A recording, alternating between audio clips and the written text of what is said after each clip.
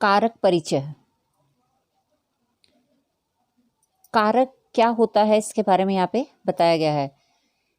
क्रियान्वयत्वम कारक, यानी जो कारक क्रिया से जिसका सीधा संबंध होता है वह कारक होता है। यस्य पदस्य संबंध साक्षात क्रियाया सह भवति तत्कारकम इति कथ्यते।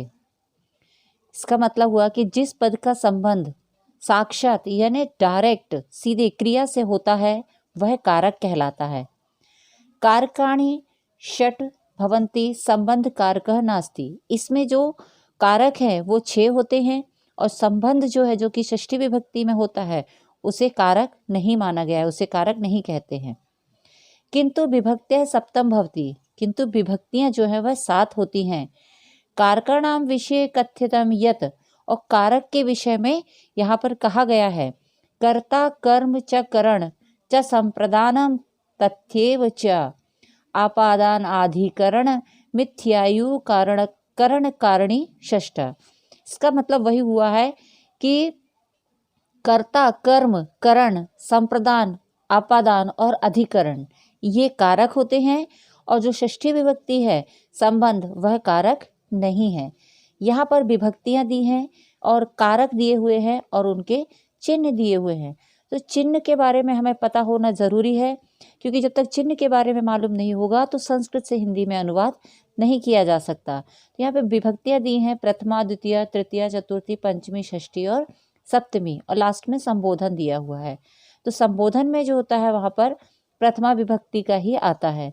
तो इसमें कर्ता और ये जो कारक है, कारक को चिन्ह के साथ में ही इसको याद किया जाता है, तभी ये याद होता है। तो इसको पढ़ने का जो तरीका है कि कर्ता ने कर्म को करण से या के द्वारा संप्रदान के लिए अपादान से अलग। अब यहाँ पर करण इसमें भी से है और अपादान इसमें भी से है, लेकिन तृतीय विभक्ति में जो से होता है वह सहायता के लिए होता है और अपादान में जो से होता है वह किसी चीज से अलग होने के लिए होता है। संबंध, संबंध जो है वह कारक नहीं है, इसलिए इसका संबंध जो होता है का के की। संबंध यानी कि एक का दूसरे के साथ संबंध, और संबंध का जो संबंध है वह क्रिया से उसका कोई साक्षात नहीं हो रहा है, यानी डायरेक्ट उससे उसका कोई संबंध नहीं है, इसीलिए वह कारक नहीं है। तो इसका संबंध का चिन्ह होता है का की के या फिर रा रे रे रे। और अधिकरण, अधिकरण का चिन्ह होता है में और पर। और यहाँ पे ये चीज विशेष वही दी गई है जो भी बताई थी, संबोधन में प्रथमा विभक्ति होती है। यहाँ पे सबसे पहला जो कारक है कर्ता, कर्ता कारक वह दिया गया है करोति इति कर्ता। कर्ता कार के प्रथमा विभक्ति भवति, यानी जिसके द्वारा कार्य किया जाता है, यानी क्रिया को करने वाले को कर्ता कहते हैं और कर्ता कारक में प्रथमा विभक्ति होती है। जैसे रामः पठति, यहाँ पे रामः कर्ता है और पठति क्रिया है। तो राम ने कार्य किया, यानी राम कार्य करता है, तो राम का संबंध किससे? क्रिया से हुआ, इसलिए यहाँ पे राम करता है। से बालकः गच्छति, यानी बालक जाता है, तो बालक जाता है, यहाँ पे बालक कह, बालक जो है यहाँ पे प्रथमा विभक्ति है और इसकी क्रिया है गच्छति यानी जाता है। तो बालक जाता है तो जाने क्रिया का संबंध किससे? कर्ता से हुआ। तो यहाँ पे बालक जो है यहाँ पे ये करता है और इसमें ये प्रथमा विभक्ति हुई। और इसमें जो है शब्द के बाद में जो लगता है, जैसे रामः में आहा लगा है, बालकः में आहा लगा है, तो ये शब्द के बाद में जो जुड़ते हैं वह प्रत्यय कहलाते हैं। ये है। अब यहाँ पे पुस्तक शब्द द्वितीय विभक्ति है कर्म कारकम, कर्मणि द्वितीय विभक्ति भक्ति, यानी कर्म कारक में द्वितीय विभक्ति होती है। कर्ता यम अत्यधिकम अभिलषति, जो करता है वह जिस शब्द को यानी जिस चीज को सबसे अधिक चाहता है, तत्कर्म कारकम इत्युच्यते, उसे कर्म कारक कहा जाता है। जैसे उदाहरण दिया है बालकः पुस्तकम पठति, बालकः, अब यहाँ पे जो है बालकः ये प्रथमा विभक्ति है और ये करता है। पुस्तकम पठति, पुस्तकम जो है पुस्तकम में द्वितीय विभक्ति यानी कर्म कारक है, क्योंकि पुस्तकम पुस्तक मूल शब्द है इसका और इसमें म प्रत्यय लगा हुआ है, बिंदी में लगा हुआ है, इसका उच्चारण माँ में होगा क्योंकि ये आधा माँ है। यानी बालक के द्वारा पुस्तक पढ़ी, बालक पुस्तक को पढ़ता है। रामः फलम खादति, राम फल को खाता है। बालः ग्रामम गच्छति, बालक गांव को जाता है। कर्म कारके अयम विशिष्टः नियम अस्ति। अब कर्म कारक में कुछ विशिष्ट नियम भी होते हैं, जैसे अभितः, परितः, समया, निष्का, प्रति, अनु, बिना इत्यादि ना योग्य अपि द्वितीय विभक्ति भवति। इसका मतलब ये हुआ कि ये जो शब्द हैं जैसे अभितः, परितः, समय, निष्का, प्रति, अनु और बिना, अगर किसी वाक्य में ये शब्द अगर आए हैं तो यहाँ पर द्वितीय विभक्ति का ही प्रयोग होता है। इसके बाद अगला आता है करण कारक। करण कारक यानी कि तृतीय विभक्ति। येन साधनेन कर्ता कार्यम संपाद्यति, यानी जिस साधन की सहायता से कर्ता अपने कार्य को पूरा करता है, तत् साधनम करण कारकम इति कथ्यते, तो उस साधन को करण कारक कहा जाता है। उदाहरण के लिए जैसे यहाँ दिया है गीता लेखन्या लिखती। गीता लेखनी यानी कि पेन से लिखती है, तो गीता जो है वो उसकी जो क्रिया है, लिखने की क्रिया, वो किससे, पेन के द्वारा उसकी कार्य जो है वो संपन्न हो रहा है। तो यहाँ पे पेन जो है वह सहायक है, और चूंकि कलम, तो यहाँ पे लेखन्या लेखनी, लेखनी शब्द जो है वो स्त्रीलिंग शब्द है, इसलिए यहाँ पे लेखन्या आया हुआ है तृतीय विभक्ति में। स्त्रीलिंग में जो है या प्रत्यय लगता है। फिर है अगला उदाहरण क्षात्र है कंदुकेन क्रीडति। क्षात्र है कंदुकेन यानी कि बॉल से, क्रीडति यानी खेलते हैं, तो क्षात्र जो है वो बॉल की सहायता से या बॉल से खेलते हैं, तो खेलने की जो क्रिया है वो किससे संपन्न हो रही है, बॉल से, इसलिए यहाँ पे कंदुक, कंदुक मूल शब्द है और उसमें एन प्रत्यय लगा हुआ है, इसलिए ये हुआ कंदुकेन। तो कंदुकेन में तृतीय विभक्ति हुई, मतलब जहां पर भी एन प्रत्यय अगर लगता है तो वहां पर तृतीय विभक्ति होती है। कृष्ण यानेन गच्छति, कृष्ण ये करता है, यानेन यानी कि वायुयान, हवाई जहाज, गच्छति यानी जाता है, तो जो जाने की क्रिया है वो उसकी संपन्न हो रही है यान से, तो यहाँ पे इसमें भी यान मूल शब्द है उसका और एन प्रत्यय लगा हुआ है, यानेन यानी यान की सहायता से या यान से, तो कृष्ण यान से जाता है। कारके अस्मिन् अयम विशिष्टः नियमः अस्ति, और इस कारक में भी कुछ विशिष्ट नियम बताए गए हैं, जैसे कि यहाँ पे अगर वाक्य में सह, साकम, सार्धकम, समम, अलम, अगर ये शब्द अगर उस वाक्य में होते हैं तो वहां पर भी अब तृतीय विभक्ति का प्रयोग होता है। जैसे यहाँ पर उदाहरण बताया गया है अहम लतया सह गच्छामि। लतया, लता जो शब्द है इसका मूल शब्द है और लतया में तृतीय विभक्ति है, यानी मैं लता के साथ जाता हूँ, सह यानी साथ, तो इसीलिए यहाँ पे तृतीय विभक्ति का प्रयोग किया गया है। जैसे यहाँ अलम दिया हुआ है विवादेन, तो विवाद अलम है, इसमें भी एन प्रत्यय लगा है विवादेन में और अलम के साथ तृतीय विभक्ति का प्रयोग किया गया है। इसके बाद भी शरीरस्य यत् अंगः विकृत स्यात् तस्मिन् तृतीय विभक्ति भवति। शरीर के जितने भी जो भागों के बारे में, शरीर के जिस भी अंग के विकार हो, अगर शरीर विकृत है यानी विकार, तो शरीर के जिस भी अंग में विकार होता है वहां पर भी तृतीय विभक्ति का प्रयोग किया जाता है। जैसे पादेन खंज है, पादेन ये जो होता है पैर, खंज यानी टूटना, तो यहाँ पे खंज टूटा हुआ है, तो यहाँ इसीलिए यहाँ पे जैसे दिया हुआ है खंज, तो खंज शब्द है, शरीर का जो भाग है पैर वह खंडित है, तो पादेन में तृतीय विभक्ति हुई। नेत्रेण काणः यानी नेत्र से काना है, यानी एक आंख से काना है, इसलिए यहाँ पे नेत्रेण, नेत्र मूल शब्द है, इसमें एन प्रत्यय लगा हुआ है, इसलिए यहाँ पे ये तृतीय विभक्ति है। कर्णेन बधिरः, कर्णेन यानी कान से, बधिर यानी कि बहरा, तो बधिर ये भी शरीर का भाग जो है वो उसमें विकार है, इसलिए यहाँ पे कर्णेन में तृतीय विभक्ति का प्रयोग किया गया है। करण बोधक यानी साधन शब्देषु तृतीय विभक्ति भवति यथा श्रमेण सफलता भवति, और साधन शब्द जो होता है वहां पर भी तृतीय विभक्ति यानी करण कारक शब्द का ही प्रयोग किया जाता है। श्रमेण सफलता भवति यानी श्रम से ही सफलता प्राप्त होती है, यानी जो साधन होता है, तो यहाँ पर श्रमेण इन प्रत्यय लगा हुआ है, इसलिए यहाँ पर तृतीय विभक्ति है। विद्याया यशः प्राप्ते, विद्याया, विद्या जो है वो स्त्रीलिंग शब्द है, स्त्रीलिंग में जो है या प्रत्यय लगता है तृतीय विभक्ति में, और पुल्लिंग और नपुंसक लिंग में एन प्रत्यय लगता है। तो यहाँ पे विद्या से ही यश प्राप्त होता है। इसके बाद हमारा जो चौथा कारक है संप्रदान कारक।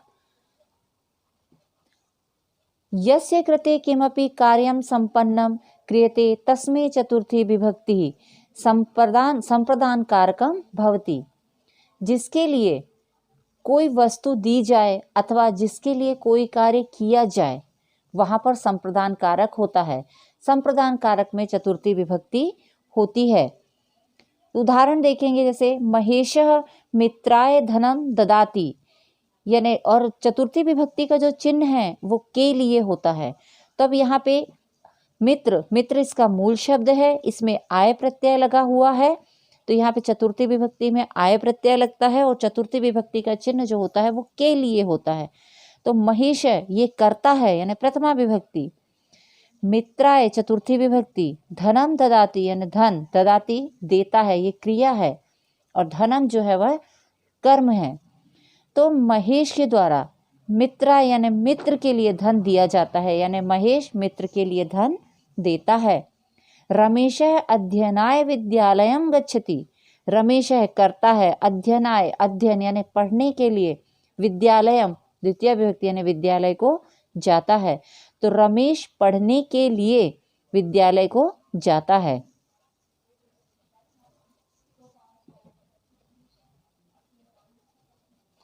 संप्रदान कारक के अयम विशिष्ट नियमः अस्ति। संप्रदान कारक में भी कुछ विशेष नियम बताए गए हैं, जैसे नमः, स्वस्ति, स्वाहा, स्वधा, अलम, वष्टः योगे अपि चतुर्थी भवति। जहाँ पर नमः, स्वस्ति, स्वाहा, स्वधा, अलम और वष्ट अगर ये शब्द होते हैं किसी वाक्य में तो वहाँ पर भी चतुर्थी विभक्ति का प्रयोग किया जाता है। जैसे यहाँ उदाहरण दिया है श्री गणेशाय नमः। अब यहाँ पे नमः शब्द दिया हुआ है, नमः के जहाँ पर रहता है वहाँ पर उसके पहले वाले शब्द में चतुर्थी विभक्ति होती है, इसलिए यहाँ पर गणेशाय चतुर्थी विभक्ति में आय प्रत्यय लगता है, इसलिए गणेश के साथ आय प्रत्यय लगा है, यानी श्री गणेशाय नमः यानी गणेश को प्रणाम। सर्वेभ्य स्वस्ति, सर्वेभ्य यानी सभी के लिए। अब सर्वेभ्य यानी सभी के लिए यहाँ पे बहुवचन हुआ। तो इसके पहले हमने बताया था आप लोगों को कि जैसे बालक शब्द है, बालक का अगर हम चतुर्थी विभक्ति तीनों वचन करते हैं तो उसमें होता है बालकाय, बालकाभ्याम, बालकेभ्य। तो बहुवचन में एभ्य प्रत्यय लगता है, इसलिए यहाँ पर सभी शब्द जो है वो बहुवचन है, इसलिए यहाँ पे सर्वेभ्य हुआ है। स्वस्थ यानी सभी का कल्याण हो। अत्र अलम अव्ययम पर्यायतार्थकम, और यहाँ पर जो अत्र जो है ये अव्यय, अलम अव्यय शब्द है का पर्याय होता है। अनुजय कारण करणाय अलम, अनुज यानी होता है छोटा,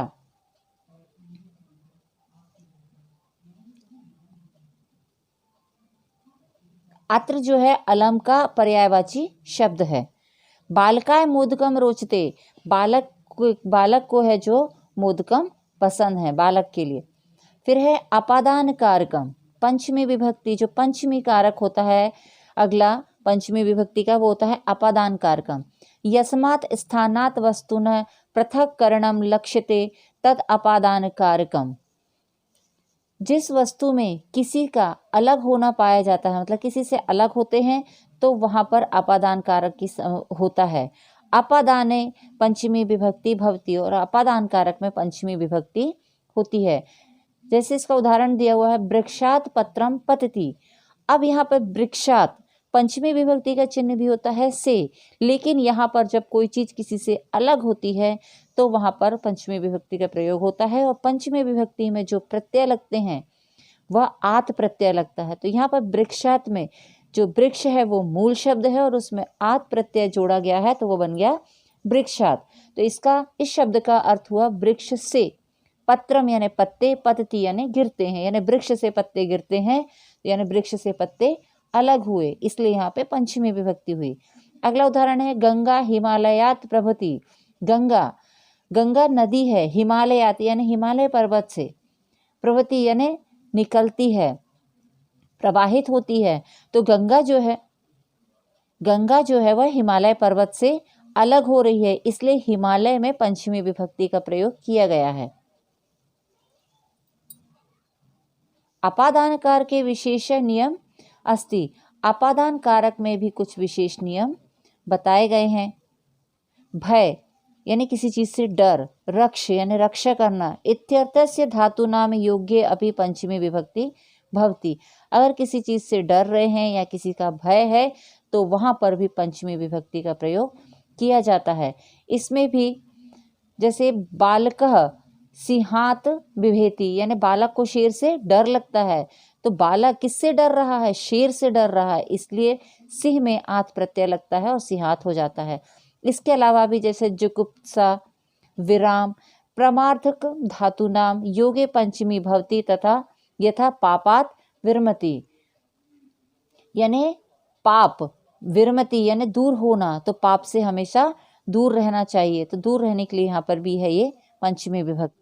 भय रक्षार्थक धातु नाम योग्य अपि पंचमी विभक्ति भवति, यानी भय की रक्षा से भी, भय की रक्षा से भी पंचमी जहाँ पर होता है वहाँ पर भी पंचमी विभक्ति होती है। जैसे चोरात विभेति, यानी चोर से दूर होना, चोर से डर होना, चोर से डर लगना, विभेति, तो यहाँ पर चोर में पंचमी विभक्ति आएगी। अन्य आरात, इतर, ऋते इत्यादि नाम पंचमी भवति, जहाँ पर ऋतुओं का नाम होता है वहाँ पर भी पंचमी विभक्ति होती है। दूरम, अंतिकम, समीपम इत्यर्थ अपि पंचमी षष्ठी वा भवति, यथा ग्रामस्य ग्रामात व अंतिकम, और दूर के लिए और अंतिकम यानी समीप के लिए, तो दूर के लिए और पास के लिए जहाँ पर होता है वहाँ पर पंचमी या व मतलब होता है या, तो पंचमी या षष्ठी विभक्ति होती है। यहाँ पर ग्रामस्य इसमें षष्ठी विभक्ति है और ग्रामात जो है उसमें पंचमी विभक्ति है, या, और वा मतलब होता है या। अगला जो कारक है जिसको कारक नहीं माना गया है, संबंध। हेतु शब्दस्य प्रयोगे षष्ठी विभक्ति भवति यथा, तो यहाँ पर जो है षष्ठी संबंध जो है इसमें षष्ठी विभक्ति होती है और दो लोग उसके बीच में संबंध होता है। जैसे भिक्षुक है, अन्यस्य हेतु वस्ति, यानी जो भिक्षुक है, भिखारी, वह अन्य के लिए रहता है, तो यहाँ पे भिखारी का संबंध किससे? अन्न से आ रहा है, अनाज से, इसलिए यहाँ पे अन्यस्य, अन्यस में षष्ठी विभक्ति है। जैसे बालक है, जनकस्य सह आपणम गच्छति, यानी बालक जो है जनकस्य यानी जनक के साथ, अपने पिता के साथ, आपणम यानी कि बाजार जाता है। तो यहाँ पर पहला जो शब्द है जैसे बालक है ये करता है और जनकस्य इसमें षष्ठी विभक्ति है, षष्ठी विभक्ति में जो प्रत्यय लगता है वो अस्य रहता है। अगला जो कारक है वह है अधिकरणम, यानी अधिकरण कारक। अधिकरणे सप्तमी शात, अधिकरण में सप्तमी विभक्ति होती है। यथा सुधा मार्गे चलती, सुधा मार्गे चलती, यहाँ पे सुधा जो है वह स्त्रीलिंग है। मार्गे, मार्ग जो शब्द है, मार्ग यानी रास्ता, चलती यानी चलती है, तो रास्ते पर चलती है, तो सप्तमी विभक्ति का चिन्ह में और पर है। अगर किसी चीज के ऊपर कोई है तो वहां पर का प्रयोग होगा, और कोई चीज किसी चीज के अंदर है तो वहां पर में का प्रयोग होता है। तो सुधा रास्ते पर चलती है यानी मार्ग में, मार्गे, तो यहाँ पर मार्गे सप्तमी विभक्ति आई है। मार्ग जो है इसका मूल शब्द है और इसमें जो प्रत्यय है सिर्फ ए लगता है। प्रयोग है अभी सप्तमी भवति, यानी यहाँ पे इस पे सप्तमी विभक्ति का प्रयोग किया गया है।